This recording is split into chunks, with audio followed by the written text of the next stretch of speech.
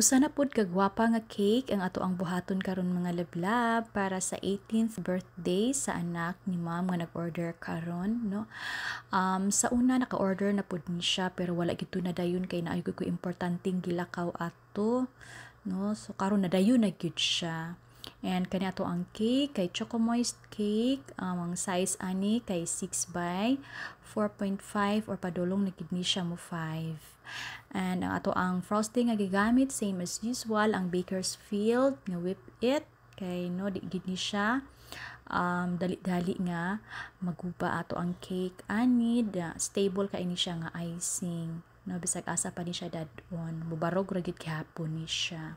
So mao na to na to siya prom coat, so mag final coating na ta. Ang color na to ani niya kay pink, pero di jud siya ingon niya na nga pink jud kaayo no, kaya ato na siya ang atong gi-color ani kay Chef Master nga rose gel pink, and then gisagulan nato gamay nga brown. So mao ni siya ang resulta nga color ingon ani na siya. So padayon ta sa ato ang gibuhat, ato na ni siyang pahamison. Salamat ay kaayo Ma'am Alice sa pag-order ani ato ang cake karong adlaw.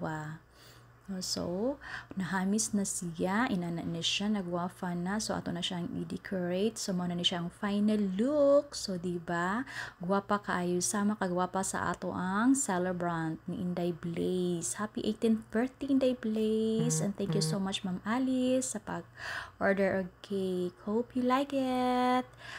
Thank you again so much.